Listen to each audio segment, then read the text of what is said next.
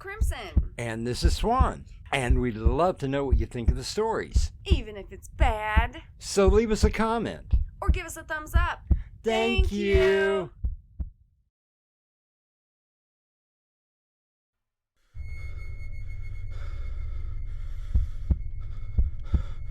It lies in wait amidst your dreams, where nothing is ever how it seems.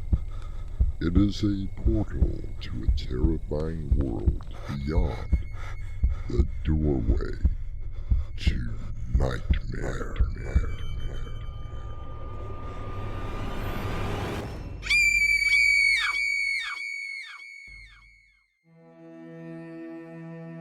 Come in. Welcome. I'm your host, Artemis Black. Mark Twain once said that the fear of death follows from the fear of life. A man who lives fully is prepared to die at any time. John Marriott, you have been sentenced by a jury of your peers to death. Do you have any last words or requests? I didn't mean to kill her, but she laughed at me. Laughed at me. Any word from the governor? The phone line is clear, sir. But I don't want to die. Executioner, do your duty. Our mystery drama, Stay of Execution, was written especially for Doorway to Nightmare by Winslow Swan and edited by Crimson McKenzie. Our stars include Jonathan Rossignol, Mick Davis, Dave Arkipov, and Crimson McKenzie. I'll be back shortly with Act 1.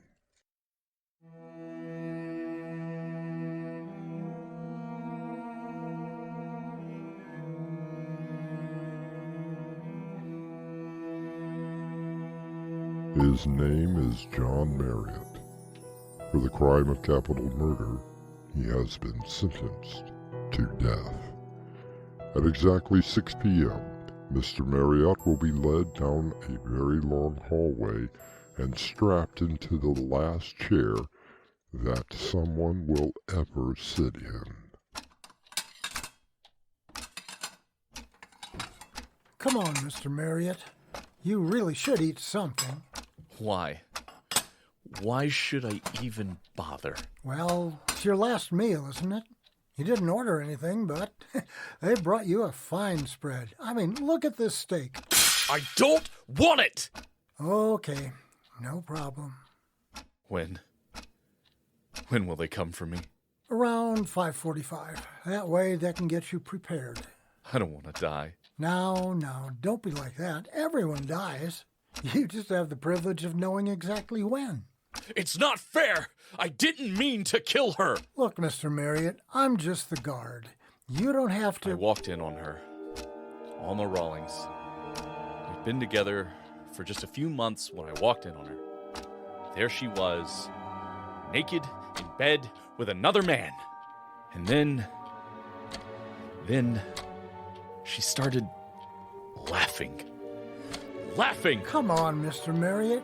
You don't have to... All I could see was her mouth, wide open, laughing. I grabbed her by the throat, and she kept on laughing. I squeezed. Tighter. And then she wasn't laughing anymore. Mr. Marriott, how about another game of cards? Sure, Mr. Cole. I got no family to visit me. Just you. Deal them out.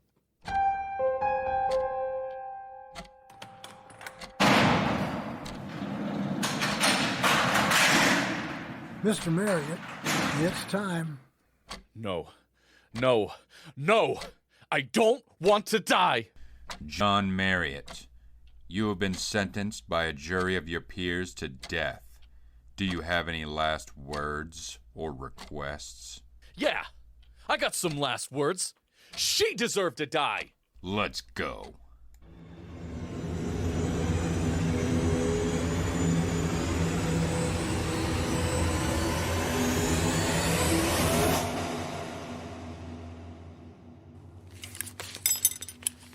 word from the governor? Phone line is clear, sir. Executioner, do your duty. I don't want to die. I don't want to die. I don't want to die. I don't want to die. Ha! What happened? What? What the hell happened? I don't know. Well, throw the switch again. Okay, get him out of there. Doc, would you check on him?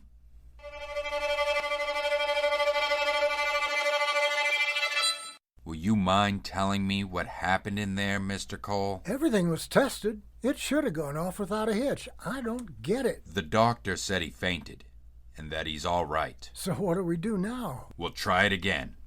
Get him ready.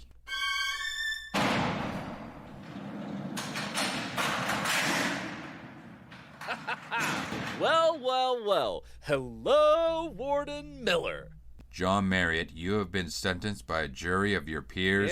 Yeah. Let's get on with it. You don't seem overly concerned, John.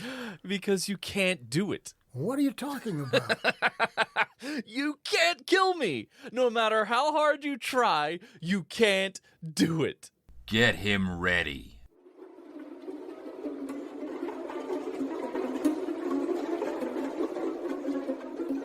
Don't understand it. I just don't understand it. Did you check every wire, every connection? We had 3 certified electricians to check the equipment, and everything was normal. Then what happened? I told you, Warden, you can't kill me. Why, John? I was sitting here in that electric chair. I felt them put the hood over my head. I heard the switch being pulled, and then I heard a voice right in my ear. What did it say? It's not your time yet.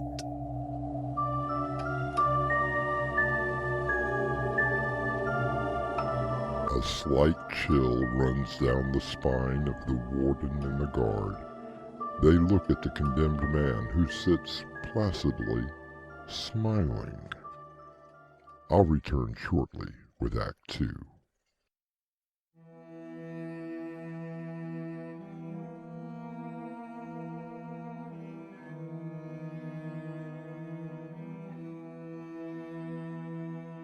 Tecumseh once said, "When your time comes to die, sing your death song, and die like a hero going home."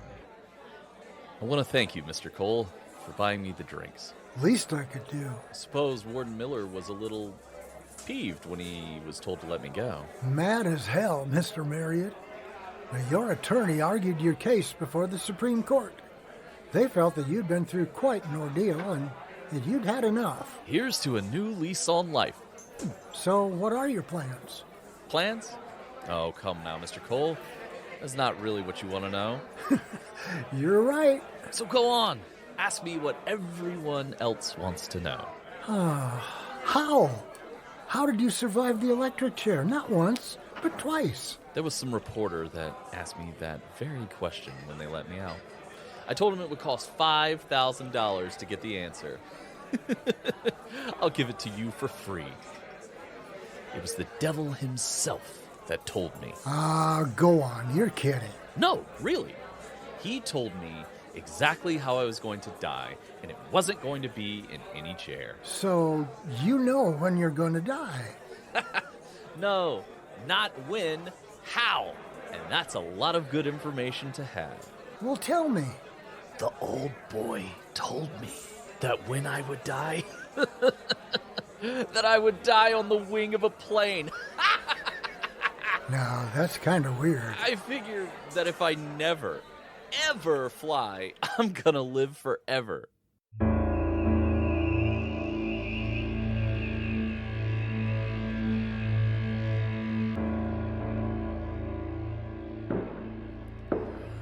Oh, what do you do with a drunken sailor? What do you do with a drunken sailor? What do you do with a drunken sailor early in the morning? John Marriott. Hello? John Marriott. Oh, it's you. Fancy meeting you in a dark alley, Warden Miller. Trying to fry me again? John Marriott, You have been sentenced by a jury of your peers to death. Your execution is now. What? Right here? In the street? Don't I even get a last meal? Do you have any last words? Oh, well, only one. Shoot. By the power vested in me by the state, I hereby carry out your execution. I told you, you can't kill me. Go on, try it again. No, it's impossible. Here, give me the gun. Now, let's see. Fully loaded. That bottle over there. What do you think? Here you go, Warden Miller. Try it again. What the hell are you? The man who cannot be executed by you or anyone.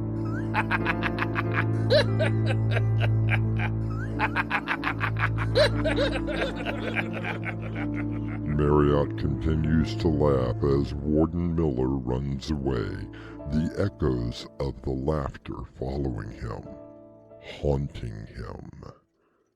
I'll be back shortly with Act 3.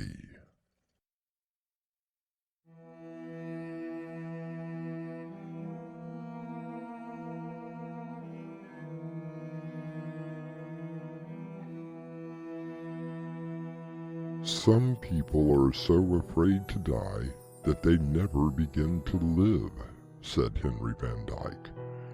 And isn't that truly the point? To simply live each day as if it were your last on Earth.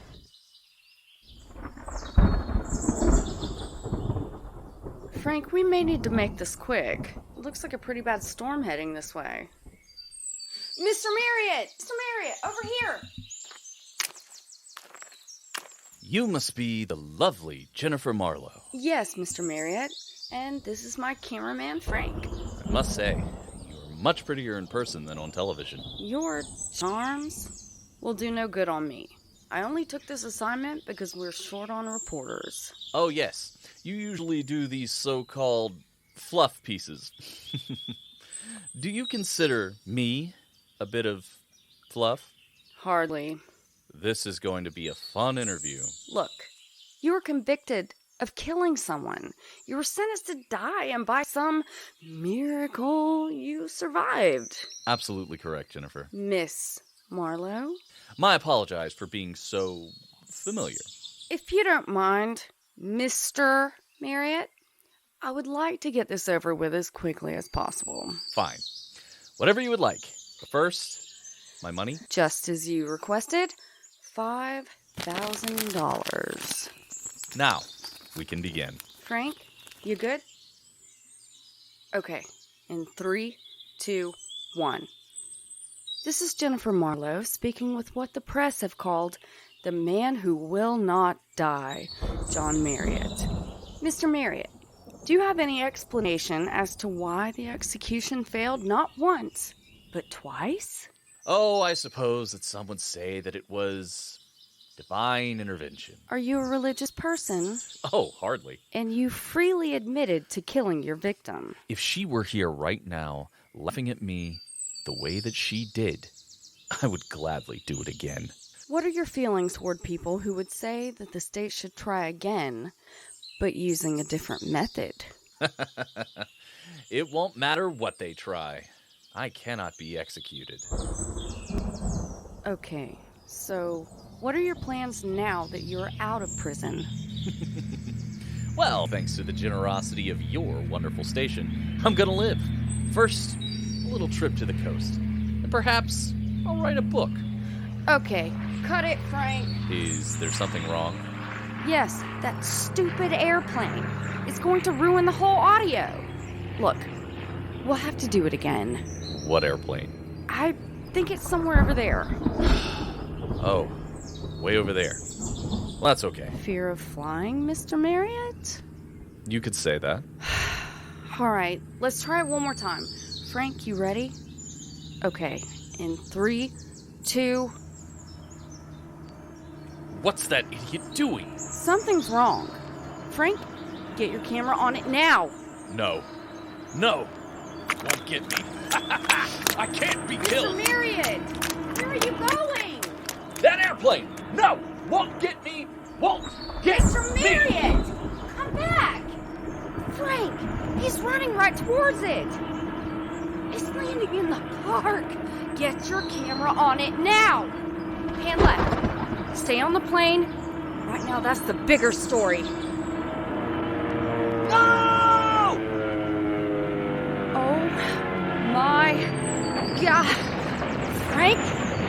Frank, please tell me you got that.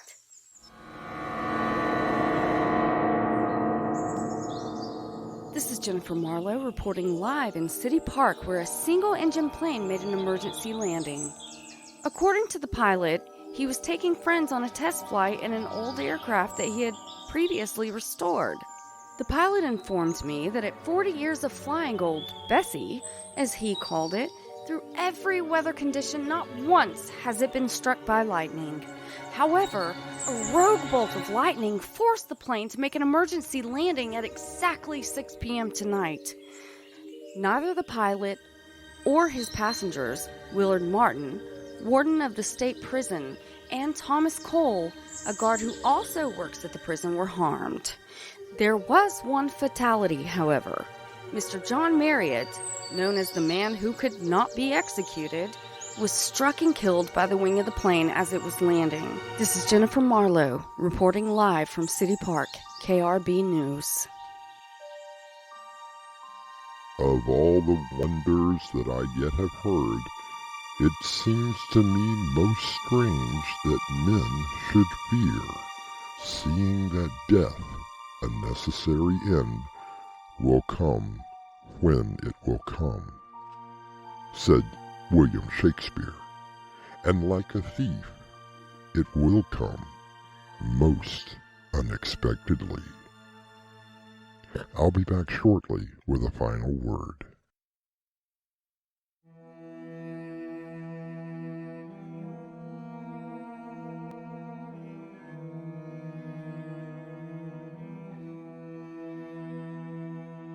I conclude our little drama with a quote from David Sarnoff. We cannot banish dangers, but we can banish fears. We must not demean life by standing in awe of death. And as our curtain closes, I remind you that we are never promised tomorrow. Live life for today. Our cast included Jonathan Rossignol, Mick Davis, Dave Arkipov, and Crimson McKenzie. The story was edited by Crimson McKenzie, and the production was under the direction of Winslow Swan. And now, a preview of our next tale. Why can't you just come down and introduce yourselves? We have. We made pacts with many of your leaders, which has only led your species to the atrocities of war, famine, and deceit, all on behalf of those same leaders. By giving to them, they took from you. Our efforts have only culminated in a better way to kill and destroy for their own profit. It is something that we will not allow to continue. Special announcement. I repeat, this is a special announcement from the emergency broadcast system. All residents should take shelter immediately. All residents should take shelter immediately. The basement of your residence is the best. Best. Oh, Christ. It's happening. The bombs are coming. We are all going to... This is your host, Artemis Black, inviting you to return with us through the doorway to nightmare for another adventure into the world of your terrifying imagination. Until next time, slumber peacefully. Epilogue. The butler did it.